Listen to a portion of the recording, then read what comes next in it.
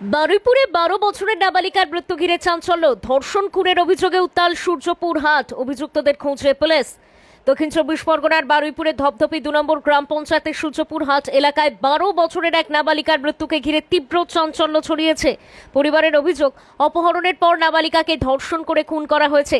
যদিও এই অভিযোগের তদন্ত চলছে এবং ঘটনার প্রকৃত সত্য জানতে ময়নাতদন্তের রিপোর্টের অপেক্ষায় রয়েছে পুলিশ। পরিবার সূত্রে জানা গিয়েছে, শনিবার বিকেল প্রায় 4টে নাগাদ খাবার কেনার কথা বলে বাড়ি থেকে বেরিয়েছিল ওই নাবালিকা।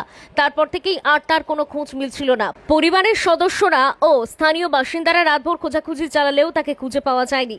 রবিবার সকালে বাড়ি থেকে কিছুটা দূরের একটি পুকুরে উদ্ধার হয় নাবালিকার নিথর দেহ।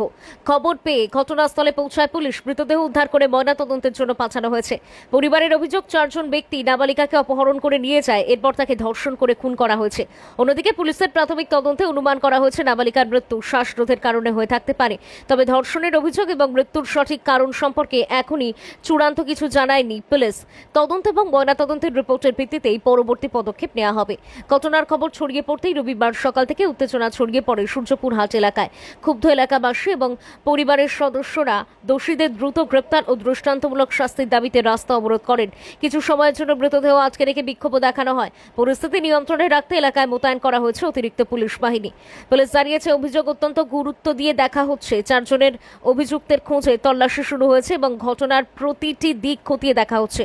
তদন্তকারীরা প্রত্যক্ষদর্শীদের সঙ্গে কথা বলছেন এবং বিভিন্ন তথ্য প্রমাণ সংগ্রহ করছেন। আমরা এই ছোট্ট শিশুটির নৃশংস হত্যা খুনের দাবিতে আজ আপামোর চারিদিক দিয়ে হাজার হাজার দর্শক, হাজার হাজার জনতা এক জায়গায়। কি হয়েছিল কালকে সেটা বল। গতকাল এই বাচ্চাটি 10 বছরের বাচ্চা আমাদের সূর্যপুর হাটের ও 4:30 নাগাদ থেকে নিখোঁজ হয়।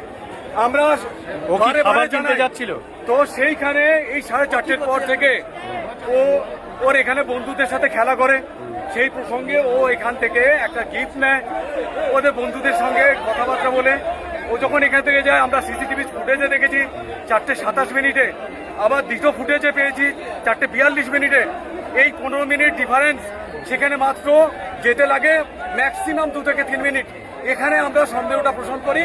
আমরা তৃতীয় কোনো একটা পাঠ ভবন আমাদের স্কুলে আছে, সেই ফুটেজটা সারা রাত ধরে যখন আমরা দেখি, সেখানে ধরা পড়লো আমাদেরই গ্রামের পাশে প্রাথমিকভাবে সারা রাত ধরে নির্মম অত্যাচার চালিয়েছে। তার মাস্টার মাইন্ড ছিল বুলি ওরফে পরেশ, এবং তার যে সাঙ্গপাঙ্গ ছিল তার মধ্যে ছিল প্রবীর, আরেকজন ছিল আনন্দ, এবং আরো 2টো নাম দিবাকর, এবং আরো 2টো নাম উঠে আসছে রাজু এবং রাজা।